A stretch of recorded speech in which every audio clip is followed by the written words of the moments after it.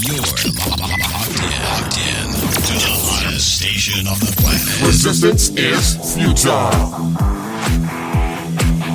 The revolution has begun.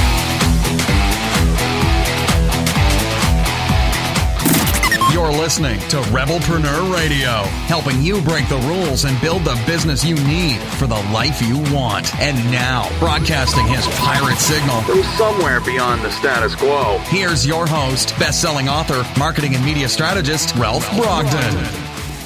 Hello and welcome to Rebelpreneur Radio. It's the show that helps you build the business you need so you can live the life you want.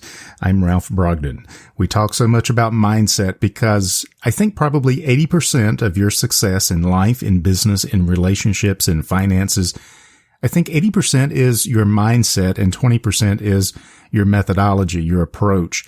So working on the inner game helps us to win in the outer game. And it's the inner game where we tend to fail over and over again. So bringing in people who have the best strategies for winning and developing a winning mindset, that to me is so critically important to whatever it is that we're doing in life or in business. Today's guest is going to show you how to fast forward your mindset and be fearless and focused as you accelerate your success, and that's actually the title of his book. I'm speaking with David Schnurman. He is the CEO of Lawline, the leading provider of online continuing legal education in the country. The company has served over 130,000 attorneys with over 3 million courses completed. David is also the past president of Entrepreneurs Organization New York, and as I said, he is the author of The Fast Forward Mindset: How to Be More Fearless and Focused to Accelerate Your Success. David Schnurman, welcome to Rebelpreneur Radio. Ralph, thank you so much. I'm super energized by that introduction, the music that you had in the beginning. So I'm fired up to talk about mindset and share some stories. That is so exciting. Yeah, the music really sets the state. It does. It does. So I love talking with people who specialize in mindset. Every course that I develop, everything that I talk about and teach starts out with the mind, because if we don't get the right mindset, the right perspective, it's an uphill battle, and it's a battle we're going to lose if we don't win on the inside first. So I want to dig into that. First, tell us a little bit about yourself, David, and how did you get started in the continuing legal education business, and then how does that tie into your book? Yeah. So in 1999, I graduated George Washington University. Next year, my first year out in college, and make $1 million and starting my own business, and I would retire. About 3 or 4 years later, I was making $27,000 in my third sales job, realizing maybe that wasn't going to happen in that route. So I took a deep breath and tried to figure out the next moves in my life. And I decided I wanted to have a career versus just kind of moving from kind of directionalness. And I applied for law school, and I went to law school. And during law school, I continued my passion for wanting to be an entrepreneur. And I actually, this is actually one of the first, I guess, quote unquote, podcasts. It was 2005 or 2006, the year YouTube started. Mm-hmm. And podcasting didn't really exist like it does today. So I actually started a TV show on public access in New York City, and it was called True NYC. And the purpose of the show was to interview entrepreneurs and find out that magic formula that they did that allowed them not only to start their business, to grow it, to become really successful. And that sounds a lot like the Rebelpreneur. What we're doing here, you did it on television, so we're kind of in the same. The same idea is, let's find somebody who is doing it successfully, and let's figure out what their secrets are, and then let's see if we can duplicate that success. And it was all selfish. It was because I knew I wanted to be an entrepreneur, but I figured if I knew, other people would want to know, so I might as well share it. And I love sharing. It's part of my core values, to share my knowledge and inspire other people to grow. And so I ended up interviewing people who were just getting started at the time, like Simon Sinek. I don't know if you're familiar with him. Sure. With he was just, he didn't even write the book yet. He was putting out there, and the people of that caliber, because I was in New York City, and I learned a lot. And then while I was in law school, I realized I could take the same camera that I was interviewing entrepreneurs and I could interview lawyers, and I can turn those interviews into courses. So lawyers, because it was mandatory for lawyers to take courses after they graduated. And it was an idea my dad had in 1999. He tried it for a year or two, but didn't get to where he wanted to go. And so that's what I did. I started interviewing attorneys, putting them online as courses and getting them accredited. And that's where Lawline started. And that was in 2006. Very, very neat. Now, when you say you interview attorneys, what are you getting them to do on camera that then becomes a continuing legal education fulfillment? So to your point, most of them were not interviews. They were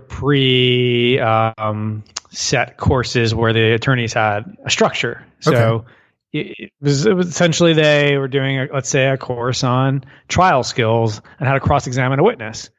I would try to find an attorney who already taught that course, and I would say, just teach it with us. And they would come already prepared, give me the materials, put it on the line. And so we try to make it as turnkey as possible for them.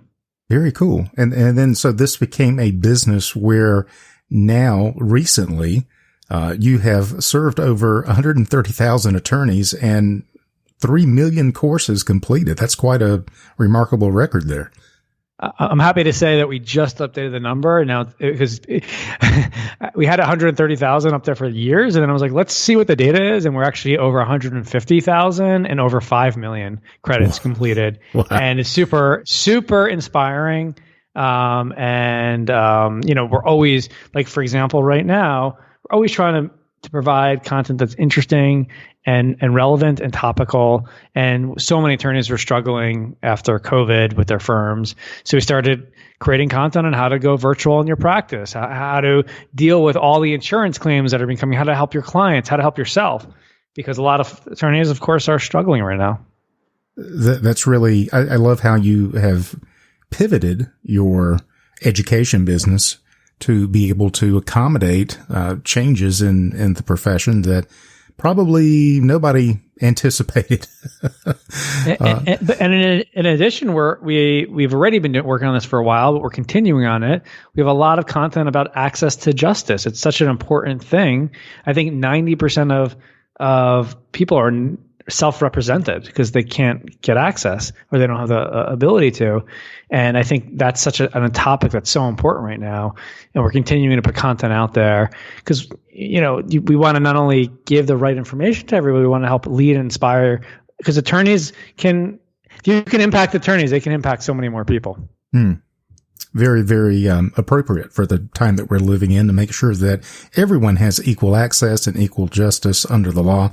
And so that's interesting. What about your transition from being, I mean, this is kind of a personal question, but what was it about being an attorney and you decided to transition more into teaching? You mentioned something about your passion is to share your knowledge and your experience with people. Tell us about that transition, because I think that it definitely resonates with me. I think it resonates with a lot of our listeners who have had some very interesting professional experiences, and now they're transitioning into coaching or teaching or doing something online. Share with us a little bit about your transition there. Yeah, Ralph, and I'm sure you can relate. This is who I've been since as far back as I can remember.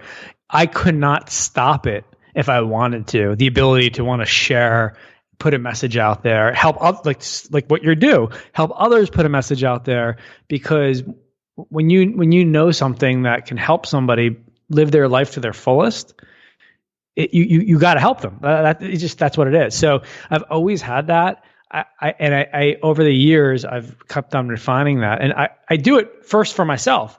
I call myself a Shah, which is a self-help addict. So I read self-help book after the other, and luckily I'm not a shelf-help addict. Yeah. I actually apply, not everything, but some things. And so because I get so much from books, that's what inspired me to write my first book, as I learned so much being an entrepreneur and leadership and the struggles of not having confidence in yourself and having fear, failure, and then not having the focus to fall through. And going through all that, I knew, and I know there's a lot of books out there, but there's always a story to tell. And so when I wrote the book, I made it 60% in story form, about sharing the struggles that I had. So it was unique to me versus just, here's my framework and here I'd apply it. Mm-hmm. But I also give a very easy way to apply it because as a self-help addict, I know most books people read, they put it back on their shelf and they move on. And I wanted people to be able to at least take one thing away from their reading of the book, and hopefully they get a lot more from that. And so that was sort of the transition. And to answer your question, I actually never practiced law because it was in law school when I started my third year building up the Lawline content. And it actually started making money before I graduated law school.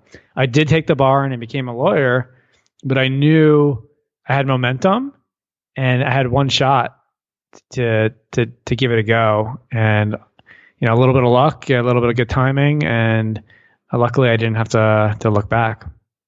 That's really powerful. And I don't know if you realize it or not, but you have tapped into something that I teach, which is narrative persuasion, that your framework is important, but wrapping your framework around a narrative, a story, helps people to make an emotional connection.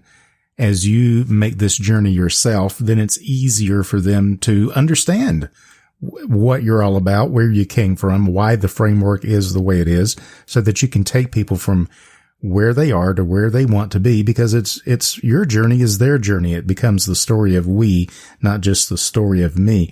So you exemplify that. And as well, your professional history in pivoting in law school to doing what you're doing now, I think it really exemplifies what you're calling the fast forward mindset. Give us the Reader's Digest version. What is a fast forward mindset? So the fast forward mindset is not about doing things faster. I want to be very clear about that. It can take you a long time to get things done. It's about how to be more fearless and focused to fast forward your impact on the world around you. And just to give you a sense of what I mean, the main goal I had when I wrote the book, I was 40 when I started the process, was when I turned 60, I wanted to be able to look back 20 years in my past and have no regrets of the things that I wanted to do or the impact that I wanted to have. And I felt that what was happening in my life, I had success and I felt myself getting comfortable, and sort of like settling in my good life. And I was afraid it was going to prevent me from the great life, the impact that I wanted to have. And so when I say fast forward mindset, it's what can I do today to be more fearless and focused to start fast forwarding that impact that I'm going to have on others. It might take you 5 years, it might take you 10 years or 6 months, doesn't matter, but it's about moving forward versus sort of staying still, because you're always moving forward at some speed because time is moving forward. And so what I'm trying to do is help you break through more walls faster. I love that. And I love the idea of future pacing, where you can actually time travel, go into the future and feel what that is like, and then use that as vision and motivation to figure out what do you need to be doing today so that when you get to that place in the future, there's no regret, only gratitude for the things you've done, the impact you've made, the influence that you have had in a positive way on everyone around you. I really love that. One of the things, 100%. And one of the things I realized with that, first of all, first thing I did was, since I was 40, I went back to my 20-year-old self and started thinking about what I was thinking about my 40-year-old self. But one of the things that I realized, it was not about what I achieved or what I, earned. It was about the effort that I put in to the impact that I wanted to have. Because if you put the effort in and you're as fearless and as focused as you can be on a daily basis and a large basis, on a bigger picture basis, then not only you're going to hit many of the things you want, you're going to feel like you put it all on the table. And that's what the book's about, is how to get out of your comfort zone to do that. Well, that leads me to a question then. What is it about human nature, in your opinion, that keeps us in our comfort zone. Why is it so important that we get out of the comfort zone and adopt this fast forward mindset? What's holding us back? So the first thing I would say is, because some people, to that point, they're like, well, I want to be comfortable. Why do I have to be uncomfortable? And my response to that is, look, if you're completely happy with where you are, and there might be that person, and I'm sure there are people like that who have the perfect job, the perfect life, exactly where they want to be. They don't want more. Then I would say, okay, you're good. You don't need to get uncomfortable. But if you're like almost every single person I know, especially people in their 40s, who are not happy in your career right now, you're not happy with what you're doing or how you're doing it or how you're parenting, and you're feeling stuck in some form of another, the only way that I've seen to be able to grow is to do something new, to do something you haven't done before. And by definition, that's getting out of your comfort zone. And the one thing that I realize that's super important for people to realize, it doesn't always have to be a 10 out of 10 when you get out of your comfort zone. Why don't you start with a 2 out of 10? Start with a 3 out of 10. You don't have to start with a marathon. Start with a 5K, right? Or start with reading a book. And I think too often people think it has to be a big next step, and focusing on the small little steps, and not. As an example, Jerry Seinfeld, who is a famous comedian, when he was first starting out as a comedian, he asked some older successful comedians what advice they had to him. And they said, Jerry, what I want you to do is don't follow what most people do, which is they spend, one day a month and they write all their jokes. Instead, I want you to write 1 joke a day, or 3 jokes a day, they said, I think, every day, and never stop. And then Jerry did that, and in a month he had 100 jokes. And then the comedian said, your job moving forward is not to count the jokes that you have. It's to focus on not breaking the chain. So every single day you're doing that. And when you focus on the not breaking the chain, you can accomplish a lot. So if you do something small every day over coming months and years, you will really be accomplished. And a small example of this is I'm in quarantine right now in Barcelona. Actually, we've gotten out of it and we're really opened up. But early on, my wife and I'd never done yoga before. She's a big yoga person. And I figured I needed something to do because I was stuck in my apartment here. So we started yoga. And then we were doing it day after day. And before you know it, we said, let's go 100 days in a row and not break the chain. And we're on day 94 right now. And I can tell you, there's been days where we're exhausted or we're tired or it's too cold or we couldn't get it out. And we make sure at 11 o'clock at night or 7 in the morning, whenever we could, we did the yoga because it focused on bringing it forward. But I can tell you, if we didn't have that goal of not breaking the chain, we would have missed days or weeks. And my whole thing is, if you miss one day, if you break that commitment that one day, it's so easy just to not go it through. So something as small as not breaking the chain will get you really far in life. I love that. Yeah, what a great strategy. And it's something that applies in lots of different ways to your business, to your relationships, writing 1 thank you card a day and not breaking the chain, making 1 extra sales call a day and not breaking the chain, writing 4 good paragraphs per day and not breaking the chain if you are a writer. So lots of neat ways that we can apply this. What are some other things? Share with us your framework. And I realize people need to get the book to get the whole context and the story and the full power of this, but maybe a couple of tips that can point people in the right direction. Yeah, absolutely. So, and again, I'll edit to specific things, and there's a lot more that you can get if you want to get the story in the book. But essentially, the fast forward mindset is 3 steps. And step 1 is about how to take action to get out of your comfort zone. And in order to get out of your comfort zone, you need to be able to make decisions. And I'm going to share with you one really great way to do that. And this is a parable that's been around for thousands of years. Because we're short on time, I'm just going to get right to the point of it.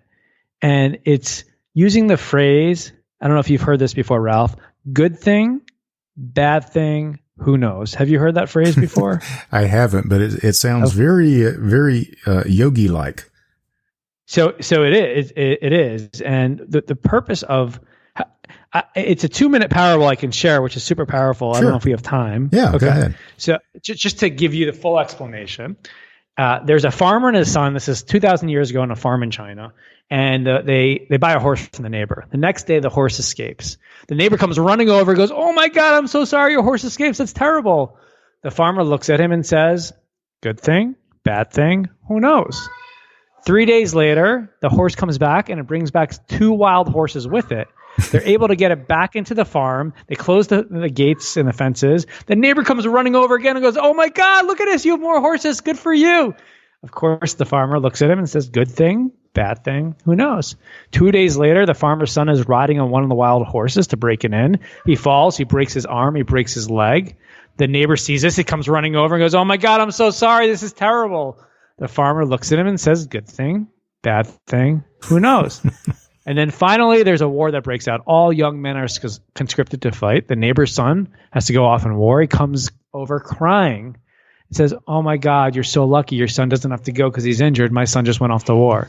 And of course, the farmer says, "Good thing, bad thing, who knows?" And the label, the gist is, as soon as you label a situation bad, you experience it as bad. And in fact, research has showed we tend to label situations bad 20 times more than we label it good. And it's like the true Hollywood story. Like, as soon as something seems bad, it's actually potentially the best thing that's ever happened to you. And the reason that's so important is as entrepreneurs or as anybody, the reason we don't get out of our comfort zone a lot of times, we're afraid if we make this decision to get a new job, to hire a new employee, to quit my job, to train, to move to another country, if it's the wrong decision, I'm going to be in a bad place. But if you realize it's just not the outcome you thought, it actually could be the best thing that happened to you. It allows you to get out of your comfort zone more. Yeah. Make sense? Good thing, bad thing. Who knows? Right. Yeah. I love that story. And I think it will resonate with a lot of our listeners who are what I call accidental entrepreneurs for a lot of reasons, because they've been downsized, laid off, because of the pandemic. They have been out of work, and they find themselves starting a business or accidentally in a position where now, depending on how they look at it, this could be a good thing or a bad thing. Who knows? But I really love what you said, David, that if we see this as bad, we experience it as bad.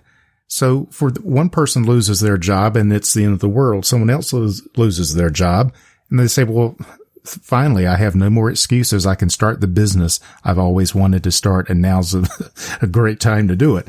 So it's really all about how we choose to experience it. And there's 2 components to that.